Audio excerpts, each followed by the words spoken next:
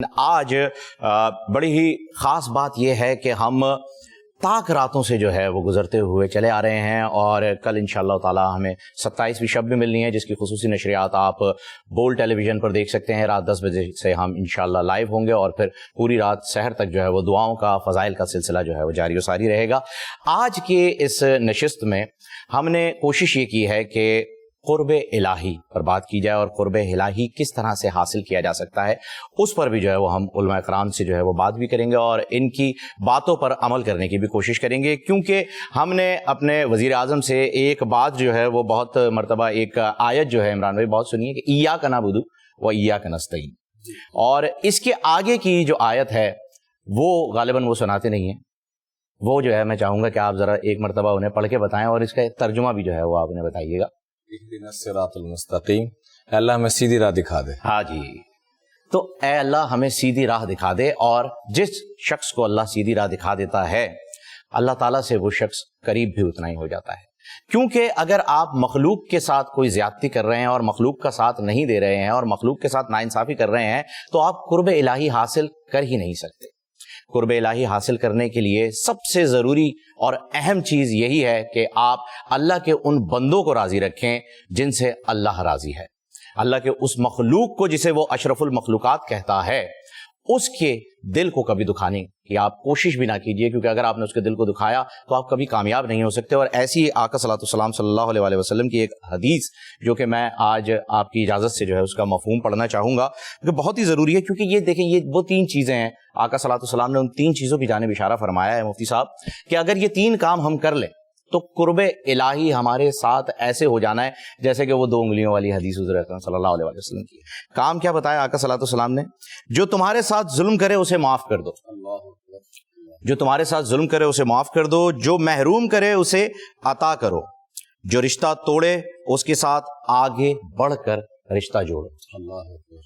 یہ مخلوق کے ساتھ اگر ہم رہیں گے کرن تبھی ہمیں قرب الہی جو ہے وہ مل سکتا ہے، اس کے علاوہ اور کوئی چیز نظر نہیں آتی ہے۔ درست فرمایا آپ نے۔ قرب الہی کی جب ہم بات کرتے ہیں تو سارا سال، پورا مہینہ اب ہم نے رمضان المبارک کا الحمدللہ گزار دیا ہے، اور اللہ رب الجلال نے یہ مہینہ ہمیں دیا ہی اسی لیے ہے کہ ہم قرب الہی حاصل کر سکیں، ہم عبادات کر سکیں، ہم اللہ رب الجلال کو راضی کر سکیں۔ پھر سوال یہ آتا ہے کہ کیا اللہ رب الجلال کسی بھی چیز پر فکس؟ ایسا تو نہیں ہے۔ اللہ رب الجلال کے لیے وہ رمضان کیا، وہ ذوالقعدہ کیا، ذی الحج کیا، محرم کیا، سفر کیا، یہ تمام وہ مہینے ہیں کہ اللہ رب الجلال ہمارے قریب بھی رہتا ہے، ہم اسے راضی بھی کر سکتے ہیں۔ لیکن کیوں خاص طور پہ رمضان المبارک ہی کیوں؟ تو ناظرین گرامی، آج علماء کرام اس بات پر روشنی ڈالیں گے کہ رمضان المبارک میں جو ہماری پریکٹس بنتی ہے، یعنی جس طرح سے ہم نماز روزہ کرتے ہیں، عبادات و اذکار کرتے ہیں، اللہ رب الجلال کے حضور راتوں کو جا کر تہجد پڑھتے ہیں، اللہ کو قریب کرنے کی، اللہ کو راضی کرنے کی کوشش کرتے ہیں۔ انی قریبن جو قرآن پاک میں اللہ رب الجلال نے بارہا فرمایا ہے، اور سورہ بقرہ میں عمران بھائی انی قریبن موجود ہے، اس پر بھی آپ لوگ روشنی ڈالیں گے۔ تو اللہ رب الجلال جب ہمارے اتنے قریب ہے تو ہم اس قرب کو کیسے حاصل کر سکیں جو اللہ نے ہمیں عطا فرمایا، اور اس کے لیے یہ پورا مہینہ رمضان المبارک کا عطا فرمایا کہ اس کے بعد مزید 11 مہینے ہم اس پریکٹس کو رکھیں۔ جب اللہ نے اتنا خوبصورت ہمیں مہینہ دیا ہے تو ہم اس میں قرب الہی کو کیسے حاصل کریں؟ شاید یہ ایسی بات ہے جو ہمیں آغاز میں کرنی چاہیے تھی، لیکن اب جب کہ ہم نے ماشاءاللہ 25 دن اس رمضان المبارک کے گزار دیے ہیں، آج ہم یہ جاننے کی، یہ سمجھنے کی کوشش کریں گے کہ اللہ کو راضی کیسے کریں، اللہ کا قرب کیسے حاصل کریں، اللہ کو جو ہماری شہ رگ سے بھی زیادہ قریب ہے اس کو ہم اس چیز کو محسوس کیسے کریں۔ اور پھر جو ہماری مسلسل ڈسکشن میں چلتا رہا ہے کہ اگر ہم یہ سوچتے ہیں کہ سب لوگ ہمیں دیکھ رہے ہیں، اگر کوئی ذات کمرے کے اندر نہیں دیکھ رہی ہے تو بس ٹھیک ہے، اب جو بھی ہو رہا ہے وہ ہو رہا ہے، لیکن اللہ رب الجلال وہ وہاں بھی دیکھتا ہے جہاں کوئی نہیں دیکھ سکتا، تو پھر ہم اس کے قرب کو محسوس کیوں نہیں کر سکتے؟ عمران بھائی، ہم آپ سے ہی بات کا آغاز کرتے ہیں کہ یہ جو ہم رمضان المبارک کے مہینے میں ساری عبادات کرتے ہیں، اذکار کرتے ہیں، تہجد میں جاگتے ہیں، رات کو اللہ کو راضی کرنے کی کوشش کرتے ہیں، وہ پاک پروردگار جس نے ہمیں اتنا خوبصورت مہینہ دیا، اس خوبصورت مہینے کے صدقے میں اس کے قرب کو کیسے حاصل کریں ہم؟ بسم اللہ الرحمن الرحیم، نحمد و صلی علی رسول الکریم۔ اللہ تعالیٰ آپ دونوں حضرات کو اور پوری ٹیم کو انتہائی جزائے خیر عطا فرمائے۔ روزانہ ایک سے ایک بڑھ کر آپ لوگ اچھا مضمون لے کے آتے ہیں، جس سے ہم بیٹھنے والوں کا بھی فائدہ ہوتا ہے اور انشاءاللہ العزیز جس طریقے سے لوگ ہمارے ساتھ محبت کر رہے ہیں، فیڈ بیک آ رہا ہے، ان کا بھی یقیناً فائدہ ہو رہا ہوگا، کیونکہ دیکھنا ہو کہ کسی کو یہ پیغام صحیح جا رہا ہے کہ نہیں جا رہا، تو فرمایا سب سے پہلا ٹارگٹ اپنا دل ہونا چاہیے. اگر آپ کے دل کو فائدہ ہو رہا ہے تو سمجھ لیں کہ آگے بھی فائدہ پہنچ رہا ہے.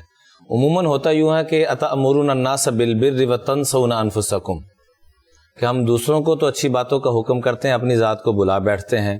تو یہاں میں نے یہ ماحول آپ لوگوں کی برکت سے یہ دیکھا کہ جب بھی کسی چیز کی نیت کروائی، ابھی تھوڑے دن پہلے والدین کی بات ہو رہی تھی، تو فہیم بھائی سب سے پہلے یوں ہاتھ اٹھا کے کہ اللہ کی قسم والدین کے آگے آنکھیں اٹھا کے نہیں دیکھیں گے. ماشاءاللہ آپ میں بھی اور جتنے بھی یہاں بیٹھتے ہیں سب میں یہ کیفیت ہوتی ہے. تو اس کے اثرات عملاً منتقل ہوتے ہیں. کہتے ہیں حال سے حال منتقل ہوتا ہے، قال سے قال منتقل، باتوں سے باتیں منتقل ہوتی ہیں، اور اندر کی کیفیت ہو تو آغا صاحب وہ کیفیت منتقل ہوتی ہے.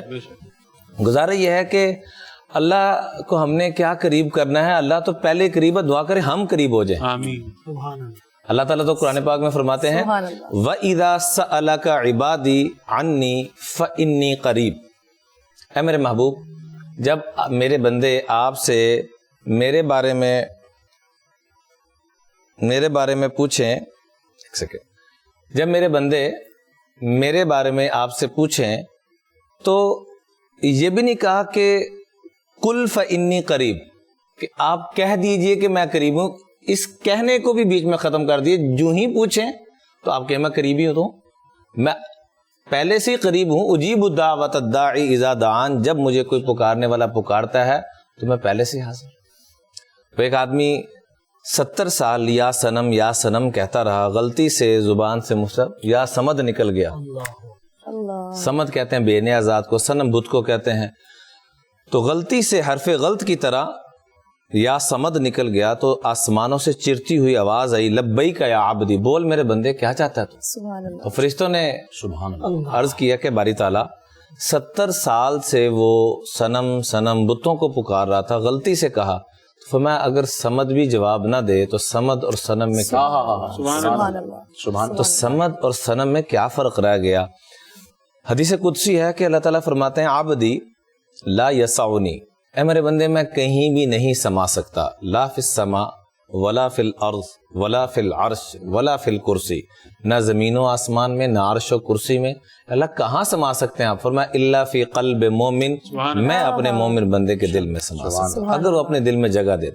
ہم ایک دوست تھے، ان سے دعاؤں کی درخواست کی کہ حضرت دعا فرمائے اللہ راضی ہو جائے. کہنے لگے وہ تو راضی ہے، دعا کریں ہم اس کی رضا پہ راضی ہو. سبحان اللہ. سبحان حضرت بیلور رحمۃ اللہ علیہ کا بڑا ایک عجیب واقعہ ملتا ہے.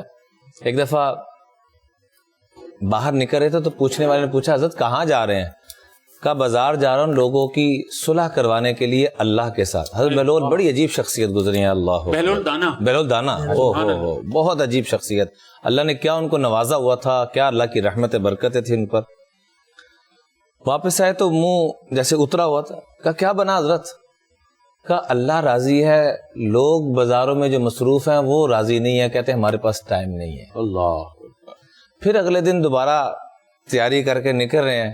پوچھا کہاں جا رہے ہیں؟ کہا قبرستان جا رہا ہوں لوگوں کی صلح کروانے کے لیے اللہ کے ساتھ. واپس آئے پوچھا کیا بنا؟ کہا اب لوگ راضی ہیں، اللہ راضی، اب اللہ راضی ہے. تو گزارش یہ ہے کہ یؤمنون بالغیب، یہ غیب کے سودے ہیں. جیسے حضرت زبیدہ کا ہی واقعہ آتا نا انہی کے دور میں کہ وہ حضرت بیلول مٹی کے گھر بنا رہے تھے، تو ہارون رشید رحمۃ اللہ علیہ بہت بڑے اللہ والے بھی تھے، وقت کے بادشاہ بھی تھے. وہاں سے گزرے. کا بیلول کیا کر رہے ہو؟ کہا جی جنت کے محل بنا رہا ہوں. کہا تجھے لوگ دانا کیا کہتے ہیں، بہلول کہتے ہیں، اور کہتے ہیں یہ تھوڑا سا پیدل ہے. تو واقعی پیدل ہے. آپس میں مذاق بھی بڑا چلتا تھا کہ تو یہ اوپر اوپر کی باتیں کر رہا ہے. خیر آگے گئے. حضرت زبیدہ آئی. کہا بہلول کیا کر رہے ہو؟ کہا جی جنت کے محل تیار کر رہا ہوں. کیا اس کا ریٹ ہے، کیا اس کی ویلیو ہے؟ تو کہنے لگے جی 2 درہم. انہوں نے 2 درہم پکڑا دیے. رات کو وقت کے بادشاہ ہارون رشید رحمۃ اللہ علیہ خواب میں کیا دیکھتے ہیں کہ بہت بڑا محل ہے اور دور ہے کافی. تو ان کو پیاس لگی ہوئی ہے. قریب پہنچے تو اوپر زبیدہ لکھا ہوا کہ یہاں سے تو پانی یقیناً ملے گا، میری بیوی کا محل ہے.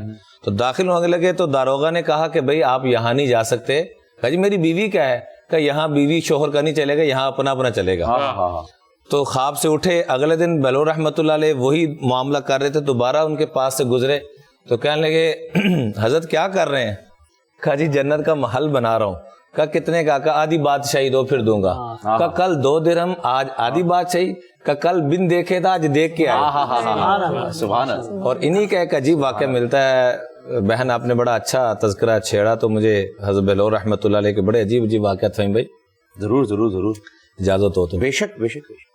حضرت بہلول رحمۃ اللہ علیہ ہارون رشید کے پاس گئے تو ہارون رشید رحمۃ اللہ علیہ کہنے لگے کہ یہ چھڑی لے لو لاٹھی, اور جو تمہیں اپنے سے بڑا کو بیوقوف نظر ہے نا تو یہ اس کو دے دینا. آپس میں بے تکلفی بہت تھی اور ان کو اجازت تھی کہ جب مرضی یہ گھر میں آ سکتے تھے.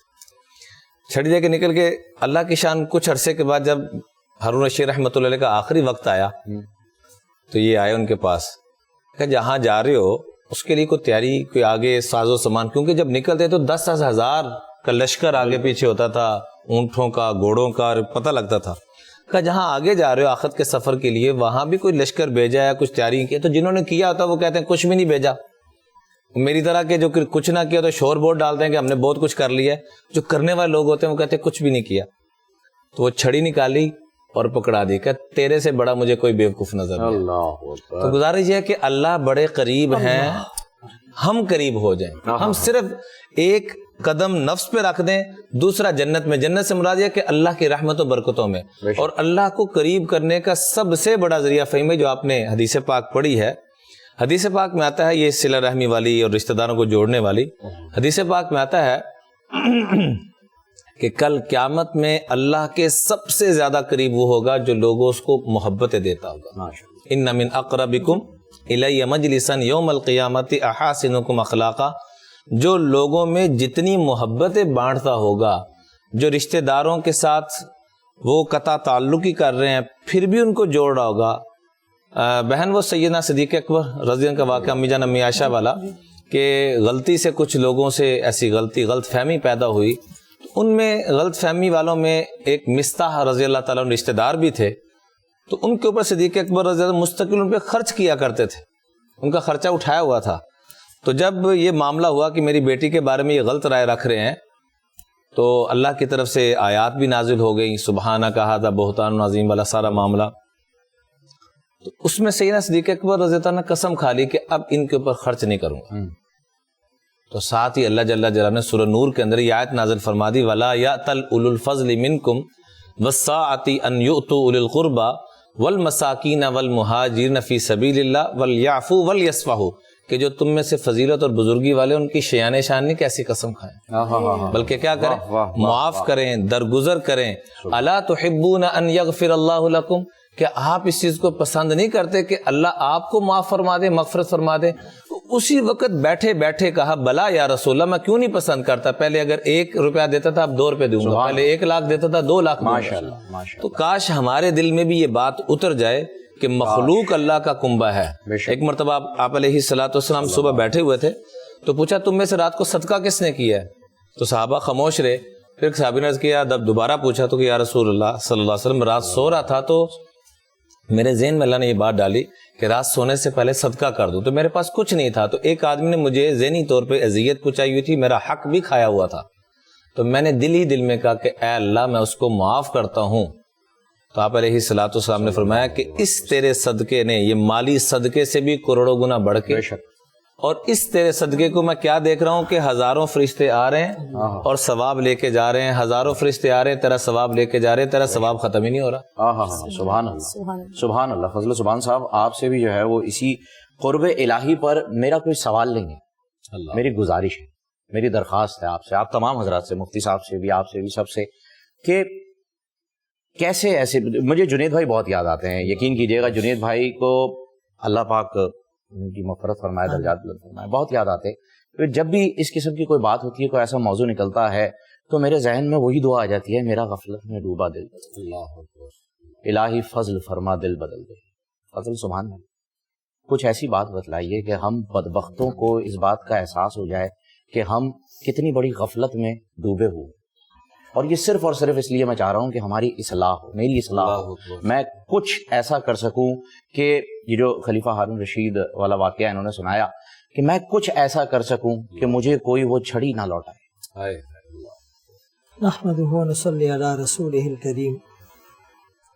جس انداز سے آپ دونوں حضرات موضوع کا انتخاب کرتے ہیں اور پھر اتنے خوبصورت علماء اتنی خوبصورت باتیں کرتے ہیں تو یقیناً دل کبیدہ خاطر اور آنکھیں جو ہے وہ نم ہو جاتی ہے۔ ہمارا جو موضوع ہے یہ بہت اہم موضوع ہے، قرب الہی۔ یہ جو قرب کا لفظ ہے قرآن کریم نے اس کو قریب بھی کہا، قرب بھی کہا، مقرب بھی کہا، مقربین بھی کہا۔ جی بالکل، انکم اذا لمن المقربین جادوگروں کے واقعے میں ہے، عین یشرب بها المقربون جنتیوں کے واقعے میں ہے، نحن اقرب الیہ من حبل الورید یہ سورہ قاف میں ہے، اذا سألک عبادی عنی فانی قریب جیسے بہن نے اور عمران بھائی نے کیا سورہ بقرہ میں ہے۔ تو یہ جو عین یشرب بها المقربون ہے، علماء نے اس کی بڑی عجیب تفسیر کی، فرمایا جو ہمارے پاس مہمان آتے ہیں نا تو اس میں 3 کیٹیگریز ہوتی ہے، 3 قسمیں ہوتی ہیں۔ ایک مہمان وہ ہوتا ہے کہ جس کو آدمی بٹھا کر مطلب خود ہی اس کو کہتا ہے کہ آپ پانی لینا چاہے تو لے سکتے ہیں، وہ خود ہی اٹھ کر لے لیتا ہے۔ جو ذرا زیادہ قریب ہوتا ہے نا تو اپنے نوکر سے کہا جاتا ہے کہ آ کر اس کو پانی پلاؤ، اور جو بہت دل کے قریب ہوتا ہے تو انسان خود اٹھ کر اس کو سرو کرتا ہے اور اپنی سعادت سمجھتا ہے۔ فرمایا جنتی جب جنت میں جائیں گے تو جو ادنا درجے کے جنتی ہوں گے تو ان کو تو یہی کہا جائے گا کہ بھائی خود اٹھ کر پانی پی لو، عین یشرب بها المقربون وہ پانی پیئیں گے چشموں سے۔ جو ذرا زیادہ اللہ کے قریب ہوں گے تو یطوف علیہم ولدان مخلدون باکواب واباریق وکأس من معین جنت کی حوریں اور جنت کے غلمان انہیں سرو کریں گے۔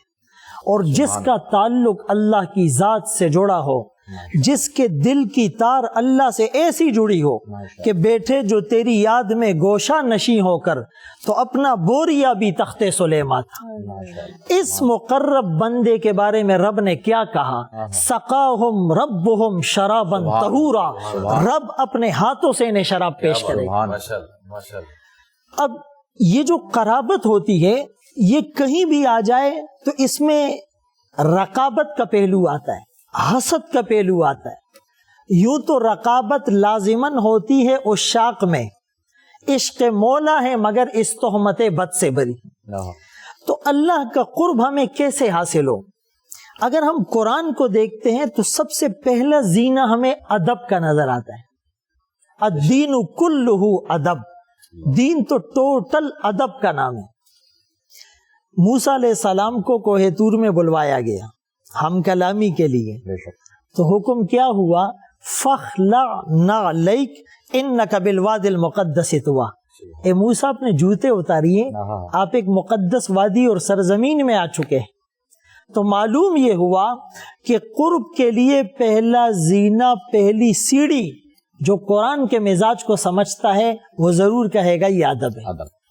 حدیث مبارکہ میں رسول اللہ صلی اللہ علیہ وسلم فرماتے ہیں، لیکن یہ ہے حدیث قدسی جو خود اللہ فرماتے ہیں، یتقرب الی عبدی بالنوافل، فرمائے سب سے زیادہ جو میرے قریب انسان ہوتا ہے مما افترضتہ علیہ، ان چیزوں سے جو میں نے اس پر فرض کی ہے۔ فرائض کا درجہ سب سے آگے، یہ کرونا وائرس کی بیماری ہو یا اور، آغا صاحب آپ سے بھی لوگ وظائف پوچھتے ہیں، مفتی صاحب سے، عمران بھائی مجھ سے بھی لوگ وظائف پوچھتے ہیں۔ وظائف سے زیادہ فرائض ضروری ہے۔ فرائض کو چھوڑ کر ہم وظائف میں لگے رہتے ہیں، کیسے ہمارا مسئلہ بنے گا؟ خود حدیث قدسی میں اللہ فرما رہے ہیں میرے قرب کو حاصل کرنے کا سب سے بڑا ذریعہ مما افترضت علیہ، جو میں نے تم پر فرض کیا، وہ نماز ہے، وہ زکوٰۃ ہے، وہ روزہ ہے، وہ حج اور تبلیغ ہے۔ فرمایا اللہ کے سب سے زیادہ قریب جو بندہ ہوتا ہے وہ پوزیشن کون سی ہے؟ سجدے میں۔ یحییٰ کاندیلوی رحمت اللہ علیہ سجدہ کرتے ہیں، بڑا طویل کرتے ہیں۔ کسی نے کہا حضرت آپ تو گم ہو گئے سجدے میں۔ رسول اللہ صلی اللہ علیہ وسلم کے بارے میں عفیفہ کائنات صدیقہ کائنات امی عائشہ رضی اللہ تعالیٰ عنہ فرماتی ہیں کہ آقا سجدے میں گئے، ایسے गुमसुम और बिल्कुल बेहिस और बेहरकत कि हम समझे शायद आप पर्दा फरमा गए हैं। मैंने अंगूठे को हिलाकर चेक किया तो पता चला कि हयात बाकी है। तो यहया कांदेलवी रहमतुल्लाह अलैह से किसी ने पूछा, हजरत इतना तवील सजदा, फरमाए सजदे में जाता हूँ यूं लगता है महबूब के कदमों में सर रख दिया, सर उठाने को जी ही नहीं चाहता। तो दूसरा जो जरिया है वो नवाफिल का है। अब ये नवाफिल और फराइज में एक बड़ा अजीब फर्क है किरण बहन, कि ये जो फराइज हैं इसको जाब्ता कहा जाता है और जो नवाफिल है ये राब्ता है। जाब्ता क्या होता है कि मजदूर 8 घंटे ड्यूटी करेगा 20,000 तनख्वाह मिलेगी। राब्ता ये है कि उसके 8 घंटे पूरे हो गए, उसने देखा कि गारा और मटेरियल ज़ाया हो रहा है, उसने आधा घंटा एक्स्ट्रा वर्क किया कि मेरे मालिक का नुकसान ना हो। मालिक ने इस चीज़ को देखा, कंसीडर किया, उसने इस आधे घंटे पर इसको 5,000 का नोट थमा दिया। तो जाब्ते पर महीने के 20,000 मिल रहे थे और राब्ते पर आधे घंटे में 5,000 मिल गए। ये जो नवाफिल है ये अल्लाह से राब्ते का और लेने का जरिया है। ये फर्ज तो एक कानूनी ताल्लुक है, जुनूनी ताल्लुक वो होता है कि आदमी दिन रात अल्लाह की मोहब्बत में सरशार कर दे। बहाउद्दीन ज़करिया रहमतुल्लाह अलैह अल्लाह के वली गुजरे हैं, वलियों का तस्करा होता है तो वलियों की बातें याद आती है। शहाबुद्दीन रहमतुल्लाह अलैह ने इनको खिलाफत दी और 3 दिन में खिलाफत दी, और खिलाफत देने से पहले उनके कई सैकड़ों मुरीदीन आ गए, हजरत हमें खिलाफत अता फरमा दे। फरमाया एक इम्तिहान होगा, उस पेपर को सॉल्व करने के बाद खिलाफत दूंगा। सबको एक एक मुर्गी दी, एक एक छुरी दी कि हर मुरीद इस मुर्गी को ऐसी जगह ज़िबा करे कि उसको कोई नहीं देख रहा। अगले दिन सारे अपनी ज़िबा शुदा मुर्गियों को लेकर आ गए। तुमने कहाँ ज़िबा की? मैंने दीवार की ओट में की, किसी ने नहीं देखा। दूसरे ने मैंने बंद कमरे में की, किसी ने नहीं देखा। तीसरे ने कहा पहाड़ की गहराई में की, किसी ने नहीं देखा। चौथे ने कहा जंगल में जाकर ज़िबा की, किसी ने नहीं देखा। बहाउद्दीन ज़करिया रहमतुल्लाह अलैह जिंदा मुर्गी लेकर खड़े हैं। हजरत आपने मुर्गी कहाँ ज़िबा नहीं की? कहा जहां भी गई अल्लाह को साथ, नहनु अक़रबु इलैहि मिन हब्लिल वरीद, मैं शहरक से भी ज्यादा तुम्हारे करीब हो। मुराक़बा इसी को तो कहते हैं। शाह वलीउल्लाह रहमतुल्लाह अलैह ने अल क़ौलुल जमील में मुराक़बा की तारीफ क्या लिखी? अल मुराक़बा अन तुलाज़िम क़ल्बक लिइल्मिन अन्नल्लाह यअलमु इलैक, अपने दिल में ये बात बैठा ले, इसी को इस्तेहज़ार कहते हैं कि अल्लाह तुम्हारे साथ है। इल्म और चीज़ है, किताबों में होगा, ज़बान पर होगा। इस्तेहज़ार वो है कि अल्लाह के क़ुर्ब को हम सोचे, गुनाह छूट जाए, गुनाहों के दरवाजे बंद हो जाए। ये इल्मुल यकीन, आइनुल यकीन और हक़्क़ुल यकीन की बात है। अगर इजाज़त हो तो इसको मैं पूरा करूं। इल्मुल यकीन को फिर उसके बाद आगा भाई कि इल्मुल यकीन तो उसे कहते हैं, मुझे पता चला कि जी बिरयानी बहुत अच्छी है लेकिन मैंने अभी तक उसको देखा नहीं। ये इल्मुल यकीन है। जब मैं बिरयानी को अपने सामने देखूंगा, ऐनुल यकीन होगा तो मेरा कॉन्फिडेंस लेवल बढ़ जाएगा। लेकिन जब मैं उससे चखूंगा, टेस्ट लूंगा, तो ये हक़्क़ुल यकीन होगा। यही तो वो कैफियत थी। इब्राहीम अलैहिस्सलाम ने सवाल किया, रब्बी अरिनी कैफ़ तुह्यिल मौता, मेरे रब मुझे बता अब मुर्दों को कैसे जिंदा करते हैं। कोई ये न कहे इब्राहीम अलैहिस्सलाम को यकीन नहीं था, बेअदबी हो गई। नहीं, ये कुरान के अल्फाज है। फरमाया इब्राहीम अलैहिस्सलाम ने कहा, रब्बा इल्मुल यकीन है, ऐनुल यकीन है, हक़्क़ुल यकीन की कैफियत हासिल करने के लिए मैं ये सवाल पूछ रहा हूँ। अल्लाह हमें क़ुर्ब इलाही का ये यकीन और इस्तेहज़ार जब हासिल करेंगे, फ़हीम भाई, हमें कोई नहीं देखेगा, हम गुनाह नहीं करेंगे। हमें अल्लाह की ज़ात पे ऐसा यकीन है। अल्हम्दुलिल्लाह, बड़ी खूबसूरत बात आपने की माशाअल्लाह जी। आगा भाई, इससे पहले कि हम आबिद भाई की जानिब जाएं, आपसे मैं सवाल कर रही हूँ। आसिफ साहब हैं, सुरैया इनकी वालदा का नाम है, कोहाट से ताल्लुक है। बीवी को रोज मारते हैं, तलाक की धमकियां देते हैं, पूरे मोहल्ले में जिल्लत हो गई है। अल्लाह तबारक व तआला आपके घर को आबाद रखे, आमीन। आपके शौहर को हिदायत दे, और जिस वजह से आपके घर में बात यहाँ तक पहुँचती है तो अल्लाह ताला आपकी ज़बान को भी कंट्रोल में रखने की तौफीक अता फरमाए, क्योंकि ताली हमेशा दोनों हाथों से बजती है। ایسا نہیں ہو سکتا کہ آپ کے شوہر آپ کو مار مار کے پورا محلہ جمع کر دیتے ہوں اور آپ کا اس کے اندر 1% بھی کوئی کردار نہ ہو. یقیناً آپ کی زبان بھی وہاں تک پہنچتی ہوگی جہاں تک شوہر کا ہاتھ اٹھتا ہے اور یہاں تک بات پہنچ جاتی ہے. لیکن آپ چونکہ اپنے گھر کو توڑنا نہیں چاہتی, آپ خلا لینا نہیں چاہتی, آپ یہاں تک اسی لیے پہنچی ہیں, ہمارے پاس یہاں تک آپ کی کمپلین اسی وجہ سے آئی ہے, آپ کو وظائف اسی وجہ سے چاہیے کہ آپ اپنے گھر کو سلامت رکھنا چاہتے ہیں. اور جو لوگ اپنے گھر کو سلامت رکھنا چاہتے ہیں اللہ تبارک و تعالیٰ ان کے گھر کو کبھی ٹوٹنے نہیں دیتا. اللہ تعالیٰ چڑیاؤں کے گھونسلوں کو بھی سلامت رکھے.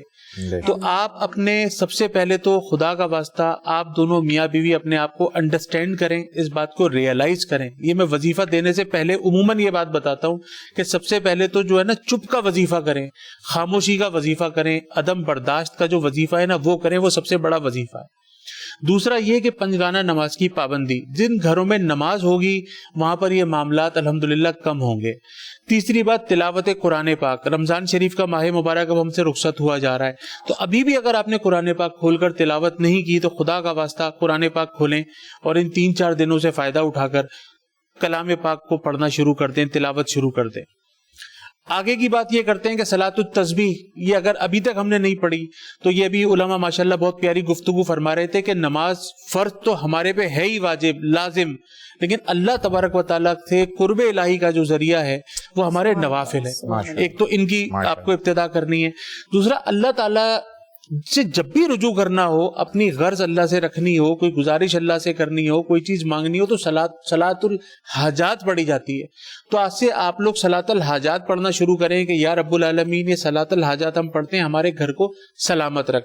اب آتے ہیں آخر میں وظیفے کی طرف کہ آپ یا ودودو یا کبیرو یا ودودو یا کبیرو عشاء کے بعد 111 مرتبہ پڑھیں, پانی پہ دم کر کے پئیں, اور مغرب کے بعد 786 ٹائمز بسم اللہ الرحمن الرحیم پڑھے, پانی پہ دم کر کے پئیں. اور خدا کا واسطہ اپنے گھر میں 1 مرتبہ مہینے میں سورہ بقرہ کا ختم لازمی کرائیں, خود کر لیں, خود پڑھ لیں, کیونکہ یہ حدیث مبارکہ کا مفہوم ہے کہ جن گھروں میں سورہ بقرہ پڑھی جاتی ہے وہاں سے جنات شیاطین چلے جاتے ہیں.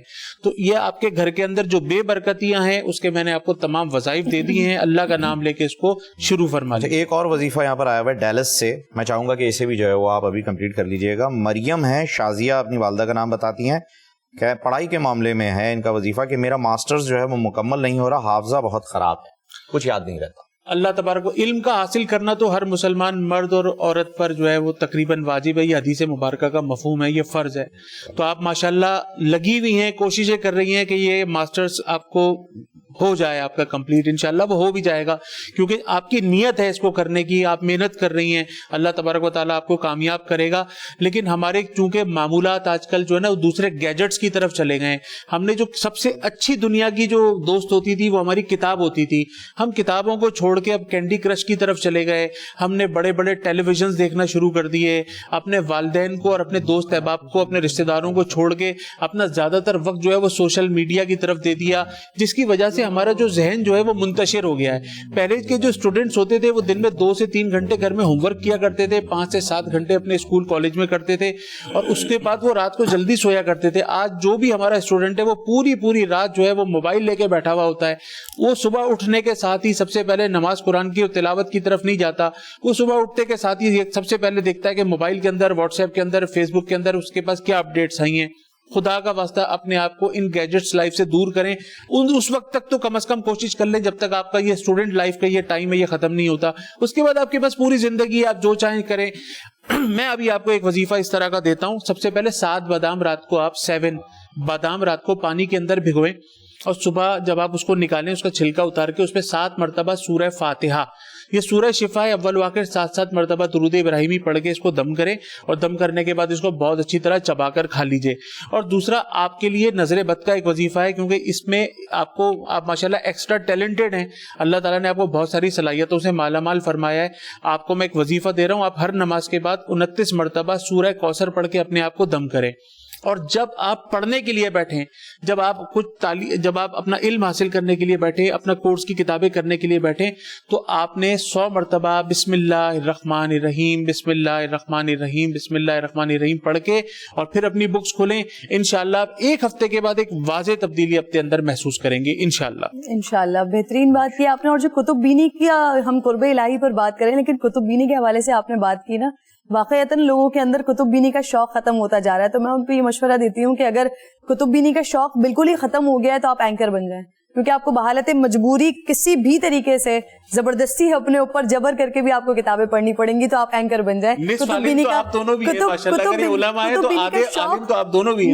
آن اے سیریس نوٹ, کتب بینی کا شوق آپ کو نہ بھی ہو, آپ اینکر بن جائیں, تو آپ کو ہر ٹاپک پہ پڑھنا ہی پڑتا ہے پروگرام کرنے کے لیے, ورنہ آپ کھل کے سامنے آ جاتے ہیں کہ کتنی آپ کی قابلیت ہے.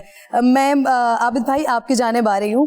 مجھے بتائیے گا کہ بڑا ایک امپورٹنٹ کوشچن ہے جو جب ہم یہ ٹاپک ڈیسائیڈ کر رہے تھے اس وقت سے ہمارے ذہنوں میں تھا کہ یہ بات پوچھنی ہے. کل فہیم نے بھی تھوڑا سا تذکرہ کیا تھا, اس جانب اشارہ کیا تھا. جو جب رمضان ٹرانسمیشنز کا آغاز ہوتا ہے اور عموماً جو اینکرز جو کام کر رہے ہوتے ہیں ان کے اوپر یہ تنقید کا آغاز ہو جاتا ہے, شروع ہو جاتا ہے. عموماً کبھی بھی میں اگر یہ قرب الہی, معرفت الہی, عرفان الہی کی اگر کبھی بات کرتی ہوں, تذکرہ کرتی ہوں, تو مجھے بھی واقعتاً یہ جملے سننے کو ملتے ہیں لوگوں سے کہ ان کا حلیہ دیکھو, ان کے کام دیکھو اور ان کی باتیں دیکھو. پھر آپ نے ایک میڈیٹیشن کی بات کی. ہمارا ایک وتیرہ بھی یہ ہو گیا کہ اگر مراقبے کی بات کرتے ہیں, روحانی مراقبے کی بات کرتے ہیں, تو لوگ کہتے ہیں کہ نہیں ہم کہاں اس قابل, ہمارا حلیہ دیکھو, ہمارا لباس دیکھو اور ہماری باتیں دیکھو. وہیں اگر ہم میڈیٹیشن کی بات کریں تو لوگ کہتے ہیں ہاں جی یہ تو بڑا اچھا ہے, یہ تو آپ کے باڈی کے لیے بڑا اچھا ہے. تو مجھے یہ بتائیے گا کہ ہمارا حلیہ, ہمارا لباس اور ہم کیا ہیں, اس کے ساتھ ہم اللہ کا عرفان حاصل کر سکتے ہیں, اللہ کا قرب حاصل کر سکتے ہیں. کیا اللہ کا قرب حاصل کرنے کے لیے میں کیا کرتی ہوں, میں کیسا لباس پہنتی ہوں, میں کیا بات کرتی ہوں, مجھے ان سب سے ہٹ کر پھر مالک کو یاد کرنا پڑے گا, یا جب تک میں یہ سب کچھ کرتی ہوں تو میں مالک کو یاد کرنا چھوڑ دوں؟ اعوذ باللہ من الشیطان الرجیم. بسم اللہ الرحمن الرحیم. الحمدللہ رب العالمین والصلاة والسلام علی سید الانبیاء والمرسلین. اما بعد, آپ کا سوال جو ہے وہ ایز اے ایک عام مسلمان کے ہے یا ایز اے اینکر کے؟ نہیں, ایک عام انسان کے, کیونکہ بہت سارے لوگوں کو اصل میں اس میں جو پرابلم ہے وہ یہاں پر یہ ہے کہ ہم یہ نہیں, عوام میں جو تاثر پایا جاتا ہے میں اس تاثر کا حامی ہوں, ٹھیک ہے نا, میں اینکرز کی طرف نہیں ہوں, میں عوام کی طرف. درست. اس کی وجہ جو ہے وہ یہ ہے کہ ایک اسلام ہے جس کو سب نے تختہ مشق بنایا ہوا ہے. جب آپ کو کوئی میڈیکل کی بات پوچھنی ہوتی ہے تو ایکسپرٹ, کسی اسپیشلسٹ ڈاکٹر کو بلاتے ہیں. آپ اس بارے میں کیا رائے دیتے ہیں؟ انجینئر سے نہیں پوچھتے میڈیکل کی بات. جب آپ کو کسی بلڈنگ کے متعلق, کسی جو ہے وہ نقشہ جات کے متعلق بات کرنی ہوتی ہے, ماہر انجینئر کو بلاتے ہیں, آرکیٹیکٹ کو بلاتے ہیں.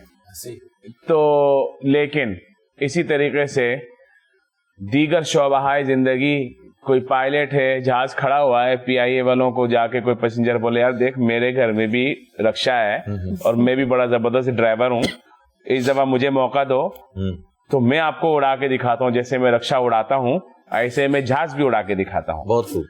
تو پھر وہ پائلٹ بولے گا اللہ کا واسطہ ہے. تو میں تو کہتا ہوں اس جگہ پہ اینکروں کو کھڑا کرنا چاہیے کہ اس ٹائم کیا جواب دو گے. بڑی پیاری بات کہہ رہے ہیں آپ, اور بڑی اچھی بات. اس میں رکشے والے کو جہاز دو گے کہ نہیں, اور تمام پائلٹس, تمام جو ہے پیسنجر کی زندگیاں اس رکشے والے کے حوالے کرو گے کہ نہیں؟ تو یقینی سی بات ہے کہ دنیا کا ہر آدمی کہے گا کہ بالکل بھی نہیں کریں گے بھائی, ہم اس کو بیٹھنے نہیں دیں گے, اس سیٹ پہ ہی نہیں بیٹھنے دیں گے. تو میں سوال یہ کرتا ہوں بہن, پھر کس نے حق دیا ہے کہ اینکری کی سیٹ پر بیٹھ کر یا کسی بھی شعبہ زندگی سے تعلق رکھ رہا ہو, اور جب بات کی جائے اسلام کی تو ایسی لمبے لمبے بھاشن جھاڑتے ہیں, ایسی اپنے آپ کو ایکسپرٹ ثابت کرنے کی کوشش کرتے ہیں, اور جب پوچھا جائے بھائی آپ کی فیلڈ نہیں ہے تو بولتے کیا ہم مسلمان نہیں ہیں؟ کیا ہم مسلمان نہیں, ہم بات نہیں کر سکتے؟ تو بھائی تم مسلمان ہو, ہم نے کب منع کیا ہے؟ مسلمانوں کی طرح اعمال کرو. قرآن مجید فرقان حمید نے فرمایا کہ فَاسْأَلُوا أَهْلَ الذِّكْرِ إِن كُنتُمْ لَا تَعْلَمُونَ، اگر تمہیں پتہ نہیں ہے اہل علم سے پوچھو. پھر قرآن مجید فرقان حمید نے ارشاد فرمایا هل يستوي الذين يعلمون الذين يعلمون والذين لا يعلمون. بھئی وہ کیا برابر ہو سکتے ہیں جو اہل علم ہے اور جو اہل علم نہیں ہے؟ سبحان اللہ. پھر قرآن مجید فرقان حمید فرما رہا ہے انما یخشى اللہ من عباده العلماء، کہ بھئی اللہ سے اس کے بندوں میں وہی ڈر والے ہیں جو علماء ہیں، جو اہل علم ہے. پھر اہل علم کے درجات. اچھا پھر جب رمضان آتا ہے نا 11 مہینے، تو جو ادھم مستی کرنی ہوتی کر گئے، پھر اس کے بعد شریف ہو کے بیٹھے آج سے ہم آپ کو رمضان میں ایمان سکھائیں گے، نماز سکھائیں گے. کیا آپ کا رمضان اس سال میرے ساتھ ہوگا؟ پہلے ہی وہ ان کی شوٹنگ اور ایکٹنگ شروع ہو جاتی ہے. میں اس بارے میں جو دین کہتا ہے میں اس کی طرف ہوں، جو اسلام کہتا ہے اس کی طرف ہوں، جہاں عوام کی رائے اس کی طرف. یہ ہے عمومی رائے، اس سے آپ دونوں کو اتفاق کرنا چاہیے. بالکل درست. میں نے تو دیکھو میں بڑا اسٹریٹ فارورڈ آدمی ہوں، میں نے اتنے دن میں دیکھا ماشاءاللہ آپ دونوں کو اللہ رب العزت نے بہت نوازا ہے. آپ لوگ الحمدللہ اچھے ماں باپ کے اچھی اولاد ہیں، تربیت آپ کی اچھی ہے.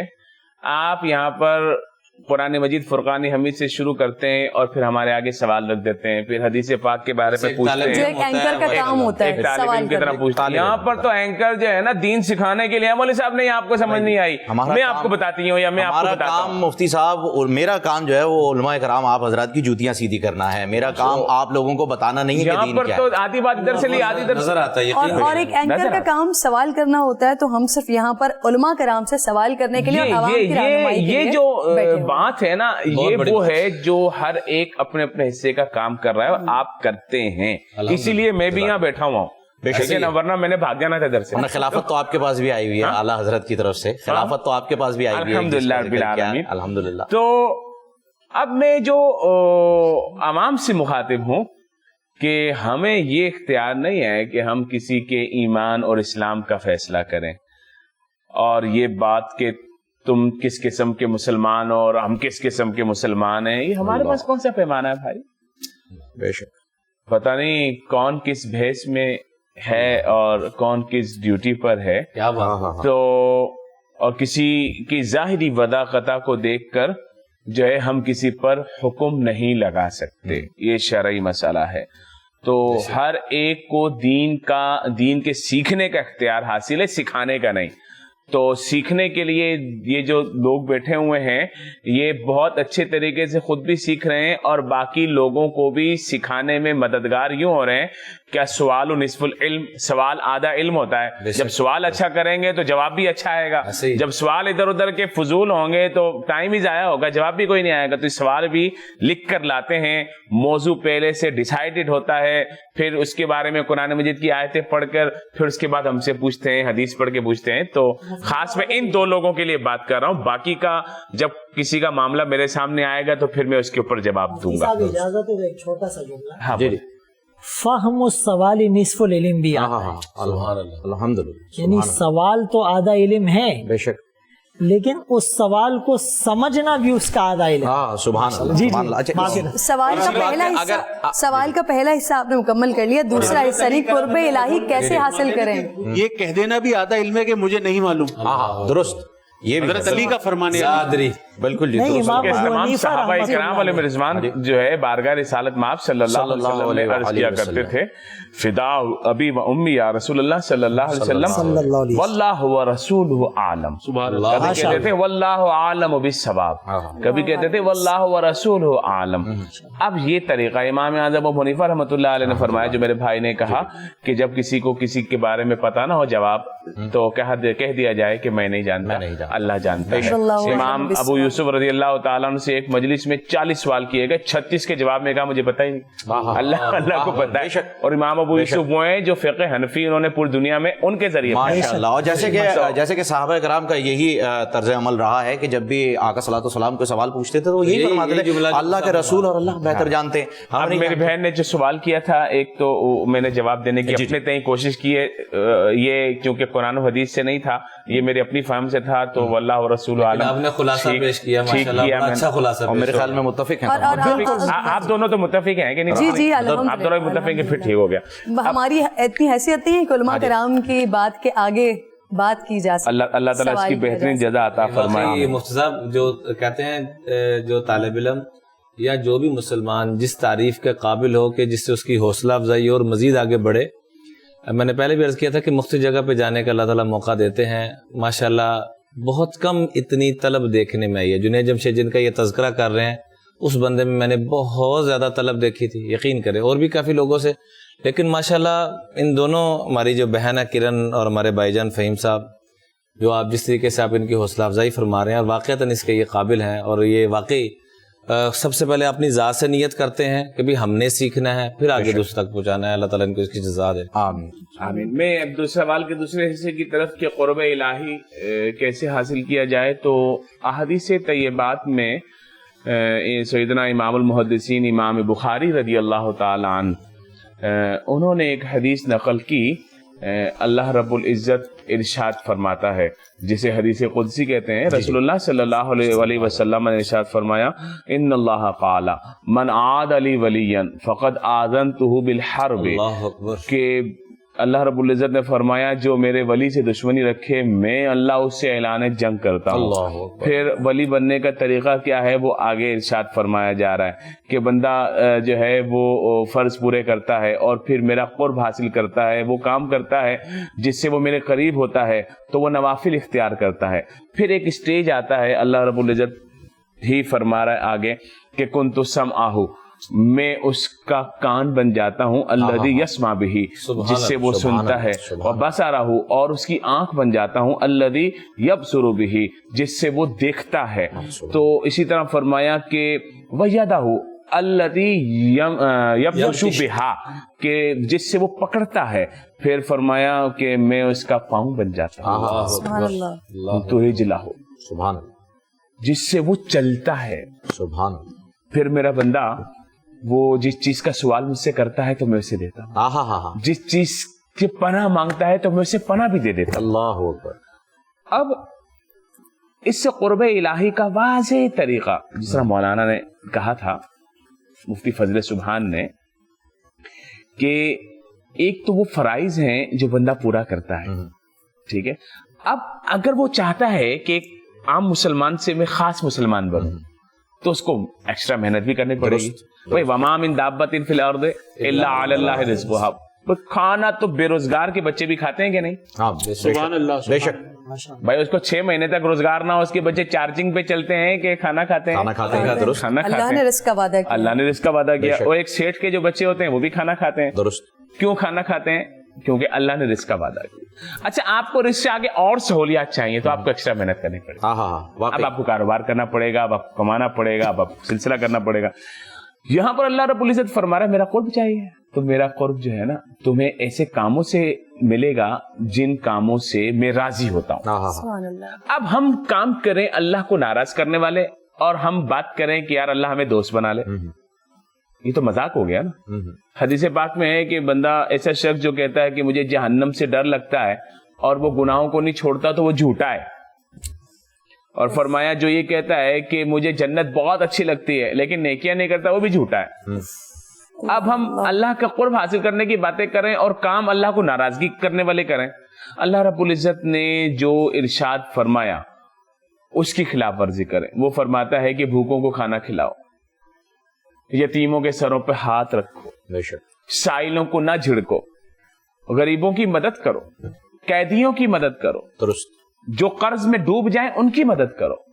یہ میں نے زکوٰۃ کا سسٹم بنایا ہے. ہم زکوٰۃ ہی کوئی نہیں دیتے. زکوٰۃ آپ یہ دیکھیں کہ اگر کوئی شخص ہے, مثال کے طور پر بڑی اچھی بات کسی نے مجھے بھیجی کہ ہم ایک تربوز خریدتے ہیں, ہاں جی, کتنے کلو کا؟ 5 کلو کا. اچھا, 5 کلو کا تربوز خریدا, جب اس کو چھیلتے ہیں تو چھلکا کتنا نکل آتا ہے؟ 2 کلو کا, 2-2.5 کلو کا چھلکا ہی نکل آیا. چھلکا ہی نکل آیا. تو ناراض ہوئے, یا ہم نے بولا یار چھلکا کیوں پھینکے, ہم چھلکا تو کھانا ہے کیونکہ ہم نے پیسے دے کے لیا ہے.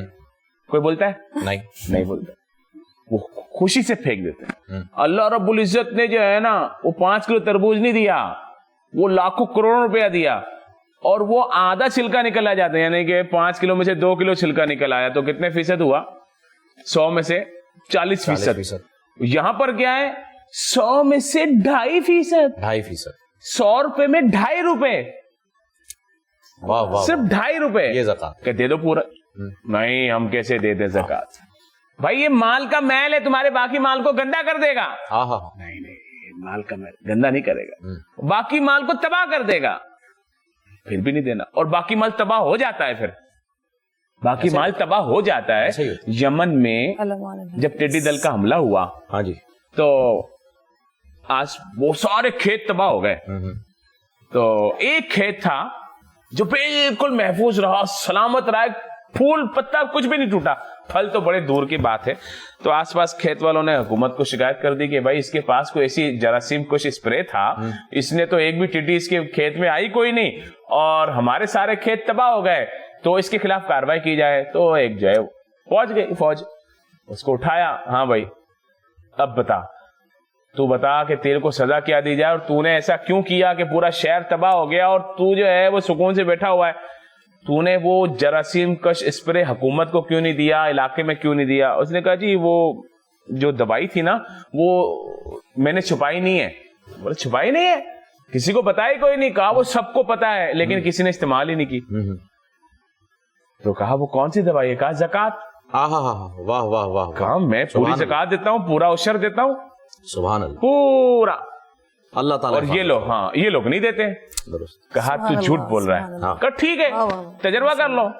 تو پھر وہ فوجی نا وہ ٹڈیاں پکڑ کے لائے, اتنی ٹڈیاں لائے, اس کے باغ میں چھوڑی. جیسے ہی چھوڑتے ٹڈیاں بھاگتی باغ سے باہر, پھر دوبارہ پھر بھاگتی, دوبارہ پھر بھاگتی. بولے یہ کیا مسئلہ ہے؟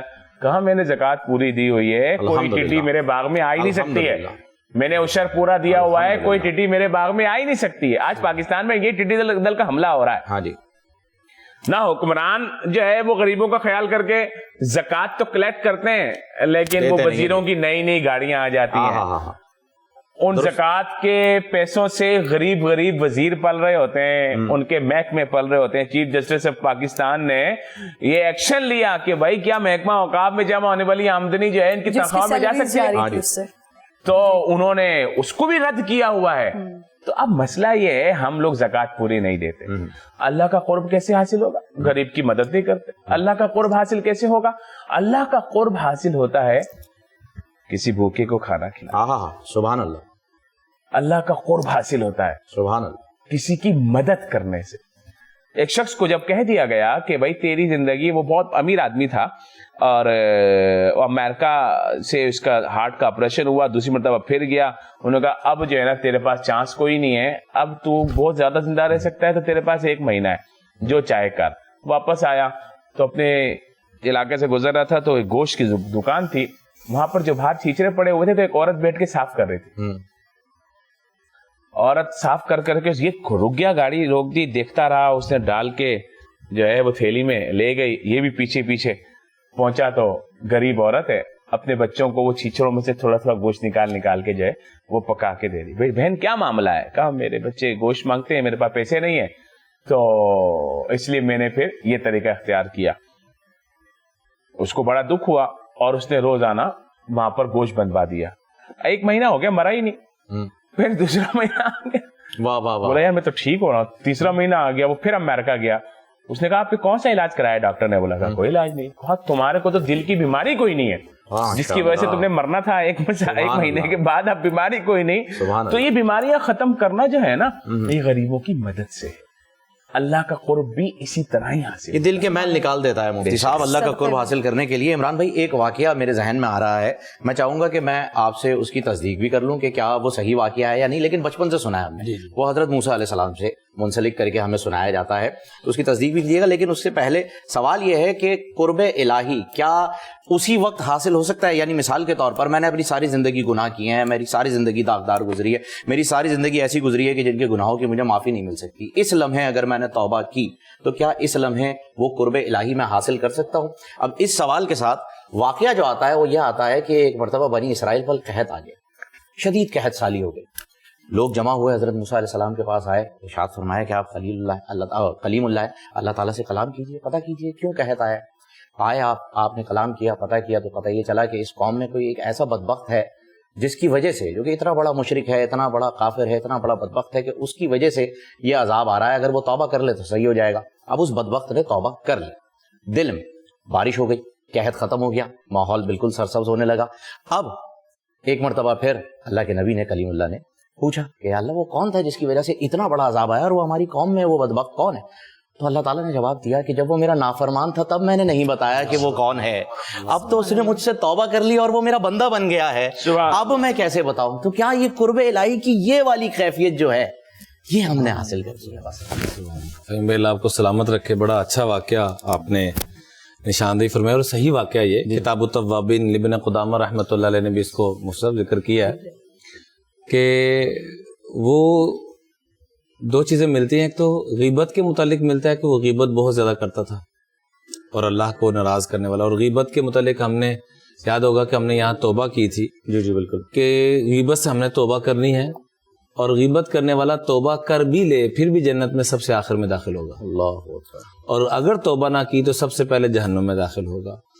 تو حدیث پاک میں تھا جو واقعہ آپ نے ذکر کیا ہے کہ وہ جب جنگل بیابان میں چلا گیا تو دائیں بائیں دیکھا، دو واقعات ملتے ہیں۔ ایک تو یہ والا کہ جب موسیٰ علیہ السلام نے ساری قوم کو اکٹھا کیا اور دعا مانگ رہے ہیں، اور کیا پیغام آ رہا ہے کہ جب تک وہ آدمی یہاں سے نکل کے نہیں جائے گا اس وقت تک اس کی نحوست کی وجہ سے اللہ کی رحمت نہیں آئے گی۔ تو دل ہی دل میں 2 نمبر توبہ کر رہا ہے، 1 نمبر بھی نہیں۔ لو خرجت فوضعت نفسی، اگر میں کھڑا ہو گیا ان کے سب کے سامنے، میں نکلا یہاں سے تو میں تو سب کے سامنے رسوا ہو جاؤں گا۔ اپنی رسوائی سے بچنے کے لیے 2 نمبر توبہ کر رہا ہے۔ اللہ کو وہ بھی اتنی پسند آئی، آنکھ کے کٹوروں میں ابھی پانی بھی نہیں آیا اور رب کی رحمت اترنا شروع ہو گئی۔ تو موسیٰ علیہ السلام نے پوچھا کہ اللہ گیا بھی کوئی نہیں اور رحمت بھی آ گئی، یہ کیا ماجرا ہوا؟ میں جس کی وجہ سے بارش کو روکا تھا اسی کی وجہ سے برسا رہا۔ سبحان اللہ۔ وہ شراب بھی تو سرکہ میں تبدیل ہو گئی، جی، حضرت عمر فاروق رضی اللہ عنہ، وہ بھی تو وہی تھا۔ جی، وہ بھی ایک آدمی شراب پیتا تھا تو حضرت عمر فاروق رضی اللہ عنہ سامنے سے آئے تو کہ یا اللہ آج میرا برہم رکھ لینا، پردہ فرما دینا۔ اللہ آغا صاحب اللہ خوش رکھے، کیا خوبصورت واقعہ یاد کرایا آپ نے۔ تو دلی دل میں کہا کہ یا اللہ برہم رکھ لینا، تو نے ستاری آج تک فرمائی ہے، آج بھی فرما دینا۔ تو حضرت عمر رضی اللہ عنہ جن کا جاہو جلال مشہور تھا کہ دیکھ کے شیطان راستہ بدل لیتا تھا، تو ایک چھوٹا عام گناہ گار کیا ہوگا، کہا یہ کیا تیرے پاس؟ غصے سے پوچھا، کہا جی سرکہ ہے۔ کھول کے دکھاؤ، کھولا تو واقعتاً بیچ میں سرکہ، شراب سرکہ۔ تو اللہ اتنے ستار العیوب ہیں، غفار الذنوب ہیں۔ وہ موسیٰ علیہ السلام کے دور میں ہی کتاب التوابین نے یہ واقعہ لکھا ہے، دوسرا بھی، کہ گاؤں والوں نے تنگ آ کے ایک آدمی کو گاؤں سے باہر نکال دیا۔ عابد بھائی جب وہ باہر گیا تو دائیں بائیں دیکھ رہا کوئی رشتہ دار نہیں، کوئی دوست نہیں کہ جس کو وہ پکار سکے، تو اللہ کو پکارنا شروع کیا، اور کیا کہا، لو علمت ان عفوک ینقص من ملکک شیئا والعذاب یزید فی ملکک شیئا ما سألت المغفرہ ما سألت المغفرہ ما سألت المغفرہ۔ یہ الفاظ کہتا دنیا سے چلا گیا۔ موسیٰ علیہ السلام کو پیغام آیا کہ فلاں جگہ میرا ولی ہے، اس کے تجہیز و تکفین کا بندوبست فرمائیں۔ وہاں پہنچے تو وہی گناہ گار، کہ یا اللہ یہ کب سے ولی بن گیا؟ فرمایا موسیٰ اس نے ایسے الفاظ سے مجھ سے معافی مانگی کہ یہ معافی مانگنے میں کنجوسی کر گیا، بخل کر گیا، میری عزت کی قسم اگر یہ اس وقت ساری انسانیت کے لیے معافی مانگتا تو میں ساری انسانیت۔ وہ الفاظ کیا تھے؟ الفاظ سادہ ہی ہیں لیکن مانگا جائے دل سے، جیسے قبلہ مفتی عابد صاحب نے بڑی پیاری بات فرمائی، حضرت بہاؤالدین زکریا رحمۃ اللہ علیہ والی بھی، اور زبان آپ نے ماشاءاللہ دونوں حضرات نے بڑی اچھی گفتگو۔ اللہ تعالیٰ سب کا سایہ ہمارے سروں پہ قائم دام رکھے، اور یقین کریں کہ اللہ کے قرب کا میں یہ سمجھتا ہوں کہ سب سے بڑا ذریعہ علماء کی جوتیاں سیدھی کرنا، سبحان اللہ، اللہ والوں کی جوتیاں سیدھی کرنا، جو دل سے، کیونکہ حدیث پاک میں آتا ہے اغدو عالما او متعلما او مستمعا او محبا، یا عالم دین بنو یا طالب علم بنو، یا کم از کم ان کی بات چیت کو پوری توجہ اور دھیان سے سنو۔ ہم عام طور پہ بات کو بھی پورے توجہ دھیان سے نہیں سنتے، کوئی فون پہ شروع ہو جاتا ہے، کوئی اپنی دائیں بائیں متوجہ ہو جاتا ہے، کوئی بات کر رہا تو سلام اس ساتھ سے اور دیکھ ادھر رہا ہوتا ہے۔ یہ ساری چیزیں بے ادبی میں آتی ہیں پوری۔ تو آج جو ہمارے علم پہ عمل کی توفیق نہیں میری، اس کی وجہ ایک یہ ہے کہ اول تو علم سیکھنا چھوڑ دیا، اور اگر سیکھ بھی رہا ہے تو وہ آداب نہیں ہے۔ الدین کلہ ادب، دین سارا کا سارا ادب کا نام ہے۔ تو ادب کے ساتھ جو سیکھے گا اللہ تعالیٰ اس کو عمل کی بھی توفیق عطا فرماتے ہیں. آخر میں فرمایا وَلَا تَكُنِ الْخَامِسَةَ فَتَهْلِكَ, پانچویں قسم میں مت جانا ورنہ تباہ و برباد ہو جاؤ گے. پوچھا گیا وہ پانچویں قسم کیا ہے؟ فرمایا جب تمہارے دلوں میں علماء کا اور علم دین کا بغض آ جائے گا, یہ فضول کام کر رہے ہیں, یہ کیا کر رہے ہیں, تو اللہ کے محبوب یہ فتویٰ دے رہے ہیں, فیصلہ سنا رہے ہیں کہ تمہاری تباہی اور بربادی میں اب کوئی شک باقی نہیں رہے گا. ایک تو یہ گزارش, موسیٰ علیہ السلام کا جو واقعہ میں نے شروع کیا تھا کہ وہ جب دائیں بائیں دیکھ رہا اور کوئی نہیں, دل سے دو الفاظ کہے. آج ہم بھی وہ الفاظ کہتے لیکن دل سے نہیں کہتے. اللہ قریب ہے, ہم قریب ہو کے نہیں کہتے. عمران بھائی اردو ترجمہ بھی بتائیے. جی وہی ترجمہ عرض کرنے لگاؤں, اللہ پہلے قریب ہے, ہم قریب ہو کے یہی دو لفظ کہتے تو تمہارا معاملہ حل ہو جائے. کہا لو علمت ان عفوک, اے کریم رب مجھے علم ہے, مجھے یقین ہے کہ اگر آپ مجھے معاف کر دیں گے تو آپ کے خزانوں میں کوئی کمی واقع نہیں ہوگی. بے شک. والعذاب یزید فی ملکک شیئا, اللہ اگر آپ مجھے عذاب میں ڈال دیں گے, دوزخ میں ڈال دیں گے, تو آپ کی سلطنت میں اضافہ کوئی نہیں ہوگا. مجھے یقین ہے اس بات کا, اسی لیے تو ما سألت المغفرہ, آج سوالی بن کے ہوں مغفرت کا, آج آپ سے گناہ معاف کروا کے جانے. تو اللہ کو یہ ادا اتنی پسند آئی کہ فرمایا اس کو خالی معاف نہیں کیا, جو اس کے جنازے میں شریک ہوگا اس کو بھی معاف کیا. حدیث پاک میں ہے لا یجد النار رجل بکا من خشیت اللہ, ایک آنسو قطرے کا جو اللہ کی محبت میں بہا دیتا ہے. آپ نے فرمایا نا کہ زندگی, ہم سب کی زندگیاں فہیم بھائی ایسی ہیں, اللہ کی قسم خوش قسمت وہ ہے. جیسے آپ نے اپنا احساس اور ندامت پیش کی, اللہ مجھے بھی اپنا احساس اور ندامت کی توفیق عطا فرمائے. اللہ ہم سب کو, پوری امت کو عطا فرمائے. جس کو احساس کی ندامت کی توفیق مل گئی, سمجھنے کہ اللہ نے اس پہ فضل و کرم کے دروازے کھول دیے. گناہ گار ہم سارے ہی ہیں, کل بنی آدم خطا وخیر الخطائین التوابون, اچھا وہ ہے جس کو احساس ہو جائے. تو میں ایک قطرہ آنسو کا آنکھ کے کٹورے میں آ گیا. حدیث پاک میں آتا ہے کروڑوں نہیں, اربوں نہیں, کھربوں گناہ ہوں, اللہ کی قسم جیسے بھینس میں دودھ کا واپس جانا ناممکن ہے, اونٹ کا سوئی کے ناکے سے گزرنا ناممکن ہے, حتی یلج الجمل فی سم الخیاط. رب کعبہ کی قسم جو ایک آنسو رب کی محبت میں بہا دے, رونا نہ آئے. تو حدیث پاک میں آتا ہے عابد بھائی کہ رونے والی صورت ہی بنا لے.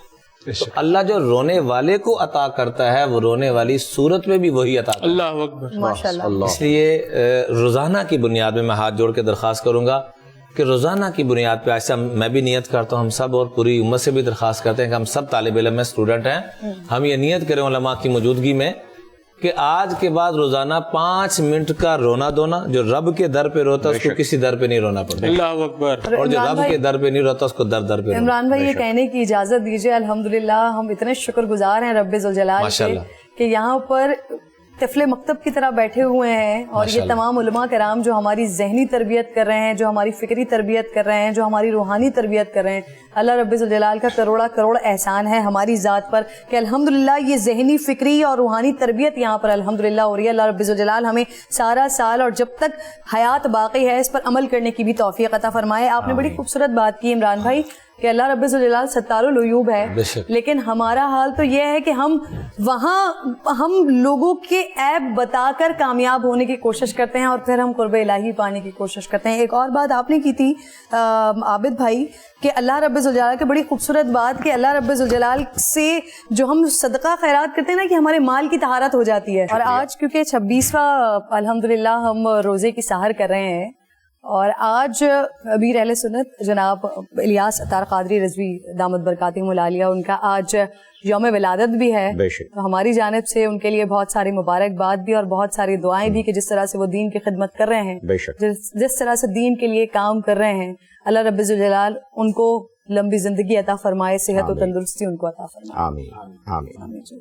ہم سبھی ان کو خراج تحسین پیش کرتے ہیں, خراج عقیدت پیش کرتے ہیں کہ اللہ رب العزت نے ان سے بڑا کام لیا, اور جو کام انہوں نے اپنی زندگی کے ان 35 سالوں میں کیا ہے وہ لاکھوں لوگ مل کر اور ہزاروں ادارے مل کر بھی نہیں کر سکتے.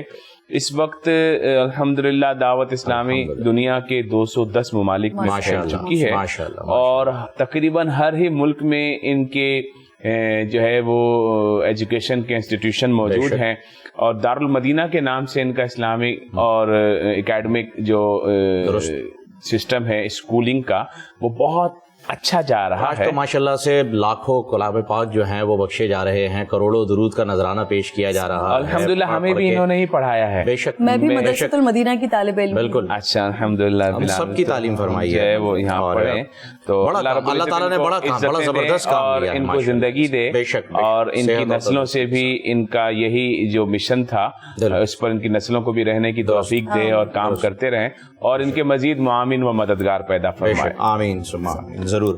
اچھا, بریک پہ جانے سے پہلے آپ سے جو ہے وہ بریک معاف کیجیے گا, ہم نعت کی طرف بڑھے تھے, اس سے پہلے آپ سے ایک سوال جو ہے وہ کرن نے کیا تھا, اس کا جواب جو ہے وہ آپ اگر دینا چاہ رہے ہیں. میں الحمدللہ ہم یہاں پر چونکہ مختلف وہ ٹاپکس کے جس کی معاشرے میں نیڈ ہے ہم وہ بھی گفتگو کرتے ہیں. تو یہ بلیک منی وائٹ منی ہو جاتی ہے کہ نہیں, تھوڑا صدقہ خیرات کرنے سے, تو اس کے اوپر بات ہے. اس کی دو صورتیں ہیں.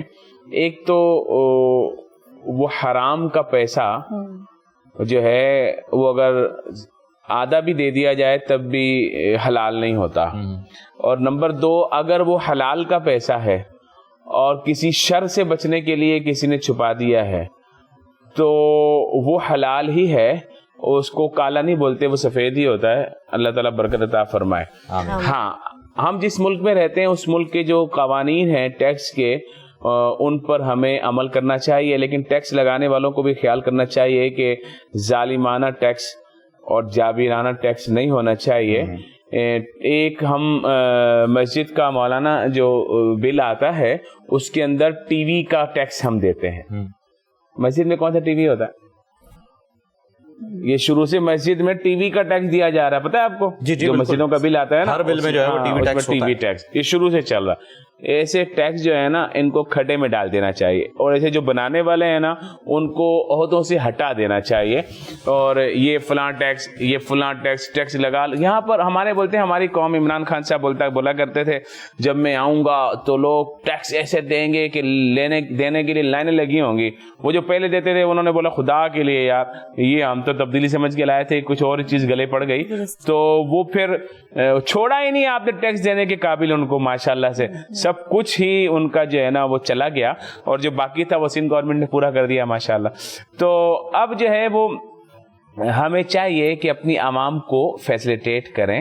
یہاں تو غریب آدمی جو زکوٰۃ کے پیسے لے کے جاتا ہے نا, وہ بھی جب دکان پہ جاتا ہے تو جی ایس ٹی پے کرتا ہے, جی ایس ٹی پے کرتا ہے. وہ زکوٰۃ کے پیسے بیچارہ مانگ کے لایا ہے, وہ آٹے میں, دال میں, چینی میں, ماچس میں, تیل میں, پیٹرول میں, اپنی وہ ٹوٹی ہوئی موٹر سائیکل میں 50 روپے کا پیٹرول ڈلوائے گا. بھائی 50 روپے کا پیٹرول ڈال دے, لیکن اس کے اندر بھی آپ کو ٹیکس دے گا وہ. تو یہ کون سا قانون ہے یار, یہ کون سا طریقہ کار ہے؟ ایسے اگر لوگ پیسے اپنے بچا لیں اور آپ کو نہ دیں تو ان کے اوپر شرعاً کوئی گناہ نہیں ہے, سمجھے, کیونکہ وہ ٹیکس ان کے اوپر واجب ہی نہیں ہوتا, ٹیکس ان کے اوپر لازم ہی نہیں ہوتا. ہاں, جن لوگوں پر ٹیکس لازم ہوتا ہے ان لوگوں کو ٹیکس ادا کرنا چاہیے. بالکل آپ نے درست بات کی, اور مجھے اجازت دیجیے گا میں اس بات کو کمپلیٹ کر لوں. جب بات ٹیکس کی نکل گئی ہے تو سارے اکانومسٹ اور مختلف حکومتوں کو یہ مشورے دیتے رہے ہیں کہ جس طرح سے آپ انکم ٹیکس لگاتے ہیں, اور خاص طور پہ نوکری پیشہ طبقہ جن کو اکانومسٹ ہی سینڈوچ طبقہ کہتے ہیں, کہ جس کو آپ جتنا چاہتے ہیں اتنا اسکویز کر دیتے ہیں, اتنا زیادہ آپ اس کو نچوڑ لیتے ہیں.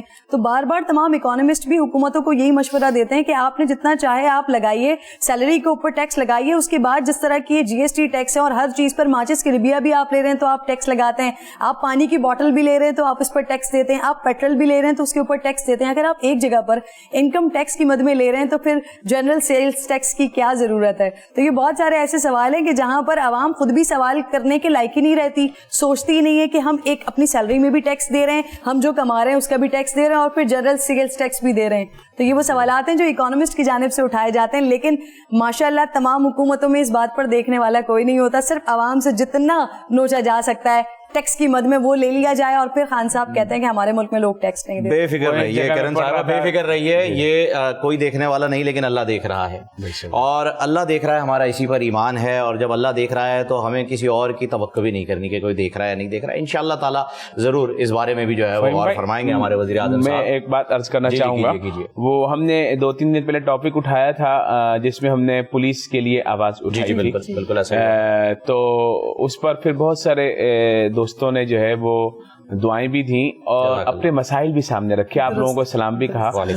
تو ایک تو افسر کہہ رہے تھے کہ ہمارے پولیس میں سب سے زیادہ جو سیلریز اس وقت ہونی چاہیے نا وہ پولیس کی ہونی چاہیے. سچی بات, وہ افسر نہیں کہہ رہے تھے, یہ ہم لوگ کہہ رہے ہیں, کیونکہ ابھی چھٹیاں آنے والی عید کی, بالکل آ رہی ہیں, 6 چھٹیاں آ رہی ہیں, لیکن پولیس کی کوئی چھٹی نہیں, کوئی چھٹی نہیں, عید پہ بھی چھٹی نہیں عید ہے, کی نماز کے باہر کھڑے ہوئے ہوتے ہیں. اور وہ کہہ رہے تھے کہ رمضان گزر گیا اور ہم نے صرف 2 دفعہ افطاری اپنے گھر میں کی ہے, باقی روڈ پہ کھڑے رہتے ہیں. بالکل ایسا ہی. اور حکومت نے کورونا فنڈ میں سے ان کی بھی تنخواہ کاٹنے کا اعلان کیا ہوا ہے ماشاءاللہ سے. تو اب ہونا ہی چاہیے کہ ان کو کورونا کی ڈیوٹی کی وجہ سے ان کو 5 گنا زیادہ تنخواہ دینی چاہیے, بونس ملنے چاہیے, لیکن ایسا کچھ نہیں ہے. تو وہ کہہ رہے تھے کہ ASF جو ہے وہ بنی تھی 1974 میں, ایئرپورٹ سیکورٹی فورس, 4 صوبوں میں ان کے بچوں کے لیے اسکولز ہیں اور اچھے لیول کے اسکول ہیں. پولیس کے لیے 4 صوبوں میں ان کے بچوں کے لیے کوئی اسکول نہیں ہے. اور جب تک یہ بناتے ہیں تو کم از کم آپ لوگ یہ آواز اٹھائیں کہ ہمارے بچوں کو اچھے اسکولز میں یہ لوگ جو ہے وہ اکوموڈیٹ کریں, اور بھلے وہ مقابلے کا امتحان لے کر ہمارے بچوں میں سے جو اچھے بچے ہوں ذہین ان لوگوں کو داخلہ دیں, ان کے فیسز پے کریں تاکہ ہمارے بچوں کا مستقبل بھی بن سکے. عابد صاحب, وہ طارق صاحب آئے ہوئے تھے جو کہ پرائیویٹ اسکول سے جن کا تعلق ہے ایسوسیشن سے, وہ آئے تھے اور ان کے بس میں نہیں ہے, اصل میں بس میں نہیں, وہ یہی کہہ رہے تھے کہ ان کے بس میں نہیں ہے, تو یہ حکومت. اور ساتھ میں جو ہے وہ ایک بات اور بھی کہہ رہے تھے کہ حکومت سندھ کی طرف سے اور شاید 4 صوبوں میں یہ زیادتی ہے کہ جو پولیس والا قانون کی ڈگری حاصل کر لیتا ہے, یعنی LLB اور LLM, یہ ڈگریاں جب بھی کوئی کسی ادارے میں حاصل کرتا ہے اس کے بعد اس کو جمع کراتا ہے نا, تو اس کی سیلری, اس کا بونس انکریز ہو جاتا ہے. اور LLM پر جو ہے وہ 5000 روپے ماہانہ ہر سرکاری ملازم کو دیا جاتا ہے. ہر سرکاری ملازم کو کسی بھی محکمے کا ہو وہ دیا جاتا ہے, لیکن پولیس کو نہیں دیا جا رہا, پولیس کو نہیں دیا جاتا, PhD پر بھی نہیں دیا جا رہا, LLM پر بھی نہیں دیا جا رہا. اب اگر یہ لوگ قانون پڑھ کر قانون کے مطابق عمل کریں گے, پڑھے لکھے لوگ ہوں گے, تو آپ کو تو ان کو باقی لوگوں کے مقابلے میں ڈبل بونس دینا چاہیے, ڈبل الاؤنس دینا چاہیے. اور جب یہ ریٹائر ہوں تو وکالت کر سکیں. ہماری وہ لیڈی پولیس ہماری بہنیں, ہمارے وہ بھائی جو ریٹائر ہو جائیں تو وہ وکالت کر سکیں. ان کا تو فیلڈ ہی ہے, ساری زندگی انہوں نے قانون کے مطابق چلنا ہے, لیکن ان کو کچھ بھی نہیں دیا. ہماری گزارش بھی یہ حکومت وقت سے کہ جو بات مفتی صاحب نے ابھی فرمائی ہے اس پر ضرور جو ہے وہ آپ اپنے کان جو ہیں اس کے پردے کھولیے اور سنیے, کیونکہ وہ فرنٹ لائن پر کھڑے ہیں, ان کی تنخواہیں کاٹنا یہ انصاف کا تقاضا تو یہ. پھر ہم بولتے ہیں کہ وہ جو ہے نا وہ بالکل سیدھے چلیں, ان کی وردی بھی چمک رہی ہو اور بالکل اپ ٹو ڈیٹ ہو. تنخواہ کتنی 27,000 روپے, تنخواہ کتنی 35,000 روپے. 3 بچوں کا اسکول بھی اس میں دیکھنا ہے, 4 بچوں کا اسکول بھی اس میں دیکھنا ہے, کھانا پینا بھی اس میں دیکھنا ہے. اور تھانوں کو جو ہے بولتے ہیں کہ آپ چلو, اور لیکن تھانوں کی موبائلوں میں ڈالنے کے لیے پیٹرول نہیں ہوتا, ان کو پیسے نہیں دیتے. بالکل, کیونکہ تھانوں کو اپنے اخراجات خود پورے کرنے ہوتے ہیں, اور وہ اخراجات پھر کس طرح سے پورے ہوتے ہیں یہ سب کچھ ہمارے سامنے ہے. کہ ایک رخ ہمیں دکھائی دیتا ہے کہ پولیس والے کالی بھیڑوں کی طرح رہتے ہیں اس ملک میں, لوگوں کے ساتھ زیادتیاں کرتے ہیں, لیکن جو دوسرا رخ ہوتا ہے وہ ہمیں دکھائی نہیں دیتا. ایک جانب جو آپ نے ایجوکیشن کے حوالے سے بات کی, تو پولیس کے ڈپارٹمنٹ کے اندر بہت سارے نقص ہیں ناظرین. ایک نقص یہ بھی ہے کہ وہ تمام افسران جو سالہ سال انتظار کر رہے ہوتے ہیں اپنی پروموشن کا, ایک جانب نان PSP آفیسرز ہوتے ہیں, ایک جانب PSP آفیسرز ہوتے ہیں, تو بڑا کوٹا PSP افسران کا ہوتا ہے کہ جو ڈائریکٹ آتے ہیں اور وہ SP اور اس کے بعد ساتھ SSP کے رینک پر لگتے ہیں, اور جو بیچارہ پروموشن کے انتظار میں بیٹھا ہوتا ہے اس کو پھر سے اگلے سال کے لیے آگے کر دیا جاتا ہے. تو بڑے سارے کے سارے یہ بہت زیادتی ہے. آج کے موضوع کی جانب واپس آتے ہیں. ایک چیز اور, کیونکہ آپ نے بات کی تھی تو میں ایک چیز کو اور اس میں ایڈ کرنا چاہوں گی. آپ نے اسکولز کی بات کی عابد بھائی, تو اگر بات نکلے گی تو پھر بہت دور تلک جائے گی کہ سندھ کے اندر جتنے بھی بچے رہتے ہیں وہ تمام کے تمام سندھ حکومت ان کی ذمہ دار ہے. تو یہاں پر تو عام انسان کے بچے کے لیے بھی گدھے بندھے ہوئے اسکول موجود ہیں, تو پھر کہاں پولیس والوں کو دیکھیں گے. تو سندھ حکومت سے گزارش ہے کہ روٹی کپڑا مکان جو آپ نہیں دے سکے, کم از کم تعلیم کے لیے تو بچوں کے لیے کچھ کر دیں. ہمارا موضوع آج کا جو ہے وہ قرب الہی رہا, اور ہم نے باتیں بھی اسی حساب سے ہمارے علماء کرام نے ہم تک پہنچائیں کہ کس طرح سے ہم قرب الہی کو حاصل کر سکتے ہیں. زیادہ تر ابھی تک جو ہماری گفتگو رہی ہے وہاں ہم نے ایک پہلو جو ہے اس کا ڈسکس کیا ہے کہ مخلوق کو خوش رکھنا, صدقہ خیرات کرنا, اور یہ ساری چیزیں جو ہے وہ ہم نے یہاں تک ڈسکس کی ہیں. لیکن ذکر الہی جو کہ اولین چیز ہے قرب الہی کے لیے, اس کے بارے میں ایک حدیث پاک میں آپ کے سامنے جو ہے وہ پڑھنا چاہوں گا. اس کا مفہوم بھی آپ درست کر دیجیے گا اگر کہیں کوئی کمی ہو رہی ہے. مفتی صاحب ذرا توجہ دیجیے گا, اگر کہیں کچھ کمی ہو تو درست کر دیجیے گا. حضرت ابو دردہ رضی اللہ تعالیٰ عنہ سے روایت ہے کہ حضور اکرم رسول اللہ صلی اللہ علیہ وآلہ وسلم نے فرمایا, کیا میں تم کو وہ عمل بتاؤں جو تمہارے سارے اعمال میں بہتر ہے اور تمہارے مالک کی نگاہ میں پاکیزہ تر ہے، اور تمہارے درجوں کو دوسرے تمام اعمال سے زیادہ بلند کرنے والا ہے، اور راہ خدا میں سونا اور چاندی خرچ کرنے سے بھی زیادہ اس میں خیر ہے، اور اس جہاد سے بھی زیادہ تمہارے لیے اس میں خیر ہے جس میں تم اپنے دشمنوں اور خدا کے دشمنوں کو موت کے گھاٹ اتارو اور وہ تمہیں ذبح کریں اور شہید کریں۔ صحابہ رضی اللہ تعالیٰ عنہ نے عرض کیا، ہاں یا رسول اللہ صلی اللہ علیہ وآلہ وسلم، ایسا قیمتی عمل ضرور بتائیے۔ یعنی یہاں جو نشاندہی کی جا رہی ہے سونے چاندی سے افضل، جہاد سے افضل، ہر چیز سے افضل، جس چیز کو آپ افضل سمجھتے ہیں ہر اس چیز سے افضل عمل حضور اکرم صلی اللہ علیہ وآلہ وسلم فرما رہے ہیں وہ ہے اللہ کا ذکر۔ اللہ کا ذکر ان ساری چیزوں سے افضل ہے کہ آپ جہاد پہ جائیں اس سے بھی افضل ذکر اللہ، آپ سونا چاندی خرچ کر دیں خیرات میں اس سے بھی افضل جو ہے وہ ذکر اللہ ہے۔ تو میں چاہوں گا کہ قرب الہی حاصل کرنے کے لیے ہمیں اللہ کے ذکر کو کس طرح سے کرنا چاہیے، اور کیا عاجزی کا وہ بندگی کا کیا معیار ہونا چاہیے جو ہمارے پاس اس وقت ہے نہیں اور ہم حاصل کر سکتے ہیں۔ فضل سبحان صاحب۔ بسم اللہ الرحمن الرحیم۔ اس سوال کا جواب دینے سے پہلے جو موضوع سخن تھا کہ ملک پاکستان کی جو پولیس ہے جی ان کے ساتھ جو بے انصافی ہو رہی ہے، اور پھر ہماری بہن نے کئی دفعہ ریاست مدینہ کی طرف بھی اشارہ کیا، ظاہر ہے کہ ہمارے حکمران بھی اسی نعرے کو اور نام کو لے کر اقتدار میں آئے ہیں۔ تو مسلمانوں کی باتیں تو ایک طرف، مطلب جو غیر مسلم مورخین ہیں، جو ہسٹورین ہیں، انہوں نے ریاست مدینہ کا کیا کانسیپٹ پیش کیا کہ the pen slips out of my finger when I tried to describe that time۔ یعنی قلم ہاتھ سے چھوٹ جاتا ہے جی جب ہم صرف تصور میں لاتے ہیں۔ یعنی یہ نام لینا بہت آسان، بہت آسان۔ اس ریاست مدینہ میں حضرت عمر رضی اللہ تعالیٰ عنہ جو خانوادہ نبوت کے پڑے ہوئے تھے، ان کا دور خلافت ہے، اور وہ راستے سے گزر رہے، ایک بوڑھا بھیک مانگ رہا ہے، بیگر ہے، تو اس کو تھوڑی سی سرزنش کی کہ تم بھیک کیوں مانگ رہے ہو، کیا تمہیں جو ہے وہ ریاست کچھ دیتی نہیں ہے؟ تو اس نے کہا کہ میں بھیک اس لیے مانگتا ہوں کہ میں تو ذمہ ہوں، نان مسلم ہوں، مسلمان نہیں ہوں، اور میں جو جزیہ دیتا ہوں سالانہ تو وہ جزیہ بہت زیادہ ہوتا ہے، اور مجھے جو کمائی ملتی ہے تو وہ کم ہوتی ہے۔ تو حضرت عمر رضی اللہ تعالیٰ عنہ نے تحقیقات کی، انویسٹیگیشن کی، یہاں تو انویسٹیگیشن میں بھی سالوں لگ جاتے ہیں، ہاں جی، رپورٹس لیک ہوتی ہیں، ایشو نہیں ہو پاتی۔ تو اس میں پتہ چلا کہ جی یہ جب جوان تھے تو کمائی زیادہ تھی، سورس آف انکم بھی تھے، پاور بھی تھی، تو یہ اپنا ٹیکس اور جزیہ بآسانی پے کر سکتے تھے۔ اب چونکہ یہ بوڑھا ہو گیا ہے تو اب اتنی ارننگ نہیں ہوتی، اور جزیہ وہی ہے۔ تو حضرت عمر رضی اللہ تعالیٰ عنہ نے اپنے ساتھیوں کو جمع کیا اور فوراً اس قانون کو بدلا اور کہا کہ یہ تو بڑا ظلم ہے کہ جب تک یہ جوان تھا اس کے ہاتھوں کی کمائی ہم کھاتے رہے، آج یہ بوڑھا ہو گیا تو در در پہ لوگوں کے سامنے ہاتھ پھیلا رہا ہے۔ تو خدا را ہم ریاست مدینہ کا نام بھی لے، علماء سے ریاست مدینہ پر پروگرامات بھی کریں، ریاست مدینہ کے اندر عدل و انصاف کیا تھا، وہاں پر جو ہے وہ لوگوں کے لیے سہولیات کیا تھی، وہاں پر معاشرے کے اندر امن و امان کیسے قائم ہوتا تھا، اس پر بھی علماء سے پروگرام کریں، اور ہم انشاءاللہ ان تمام باتوں میں حامی ہیں، یہ سب ہمارے بھائی ہیں۔ دیکھیں قرب الہی کا ایک بہت بڑا مؤثر ذریعہ اللہ کا ذکر ہے، اور فرمایا کہ اللہ کے ذکر کرنے والا وہ ایسے ہے جیسے دشمن سے اس نے پناہ لینے کے لیے قلعے میں اپنے آپ کو محفوظ کر لیا۔ ان الذین اتقوا اذا مسهم طائف من الشیطان تذکروا، سورہ اعراف کی جو یہ آیت ہے جس پر عمران بھائی نے پرسوں واقعہ بھی سنایا تھا اس نوجوان کا، کہ وہ لوگ جن کی زندگی میں تقوی ہے، جب شیطان کی طرف سے انہیں اٹیک ہوتا ہے، کوئی وسوسہ آتا ہے تو کیا کرتے؟ تذکروا، فوراً اللہ کا ذکر کرتے ہیں۔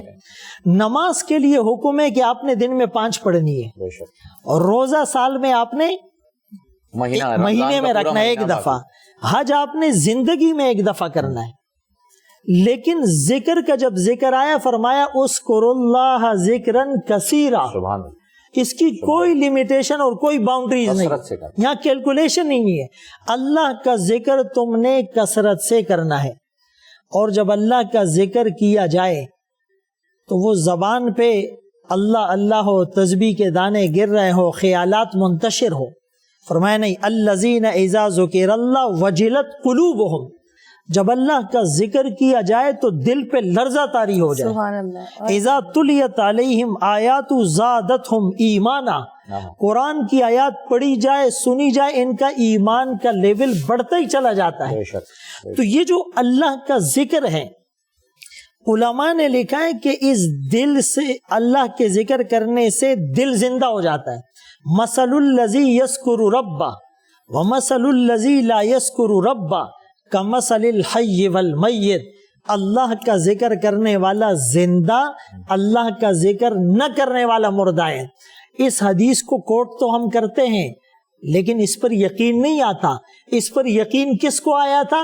قدسی صفات پر مشتمل صحابہ کی جماعت کو اور خالد بن ولید رضی اللہ تعالیٰ عنہ کو، کہ جب ایک جنگ میں ہے اور مشورہ ہو رہا ہے کہ جی کافروں کی فوج 60,000 ہے، 60,000، اور مسلمان کتنے ان کے مقابلے میں بھیجے جائیں، تو کوئی کہتا ہے جی 6,000، کوئی کہتا ہے جی 600.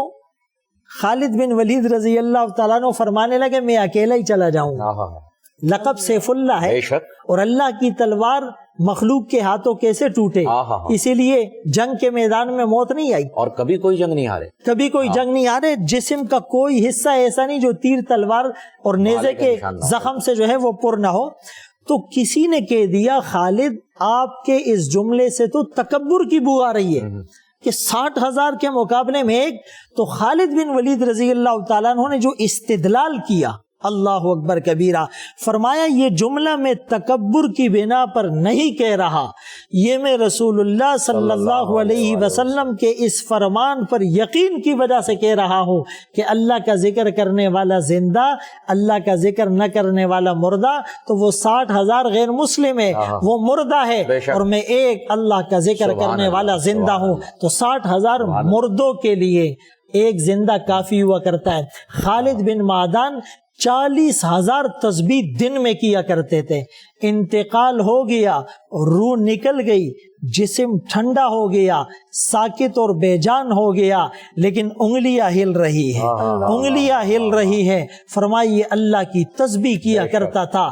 اس کے انوارات آج کئی ڈاکٹرز نے اس کو باقاعدہ پروف کیا ہے اور ایکسپٹ کیا ہے کہ کئی دفعہ ہم ہارٹ آپریشن کرتے ہیں، ہارٹ سرجری کرتے ہیں اور دل کو اس پلیٹ پر رکھ دیا جاتا ہے جو الگ سے پلیٹ آتی ہے، اور بعض دل باقاعدہ دھڑکتے ہوئے اس سے اللہ اللہ کا نام آیا ہے. تو یہ اللہ کا نام لیا جائے، محبت سے لیا جائے. فضل صاحب اتنی خوبصورت بات کی حضرت خالد بن ولید رضی اللہ تعالیٰ عنہ کے بارے میں کہ وہ ایک، اس کے اوپر مجھے ایک شعر یاد آیا لیکن اسے جو ہے وہ کریکٹ تھوڑا سا میں چینج کر کے کہوں گا. وہ شعر ہے ایک ہوں مسلم، یعنی سب ایک ہو جائیں حرم کی پاسبانی کے لیے، نیل کے ساحل سے لے کے تاب خاک کاش کر. لیکن یہاں جہاں یہ جذبہ ہو وہاں پر یہ شعر ہونا چاہیے کہ ایک ہو مسلم حرم کی پاسبانی کے لیے، نیل کے ساحل سے لے کے تاب خاک کاش کر. کہ ایک مسلم ہو لیکن جذبہ ایسا ہو جیسا کہ حضور اکرم صلی اللہ علیہ وسلم نے فرما دیا کہ مسلمان زندہ ہوگا اور جن کے دلوں میں ایمان نہیں ہے وہ مردہ دل ہیں. سبحان اللہ. یوں تو سید بھی ہو، مرزا بھی ہو، افغان بھی ہو،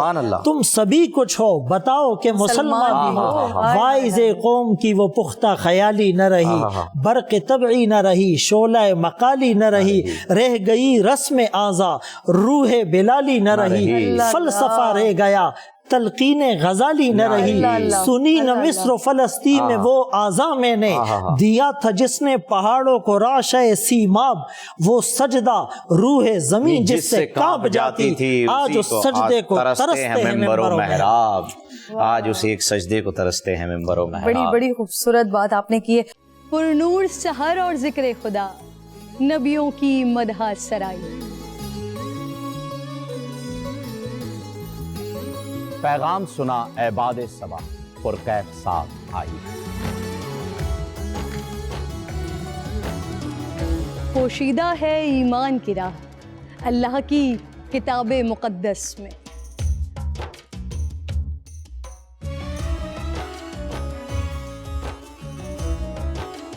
بس غور و فکر کا در ہے کھلا، حکمت سے سجی اس محفل میں.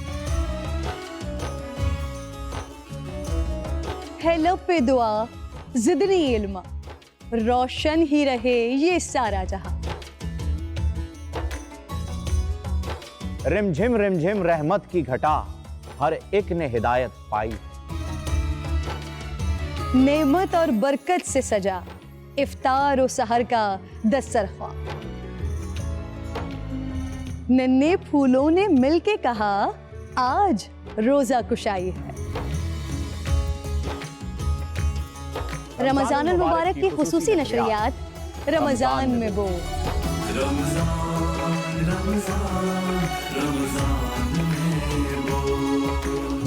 रमजान अल मुबारक की खुसूसी नशरियात रमजान में बोल, फहीम खान और किरण नाज के साथ रोजाना सुबह 3 बजे सहर ट्रांसमिशन और शाम 5:30 बजे अफ्तार ट्रांसमिशन, सिर्फ बोल एंटरटेनमेंट पर।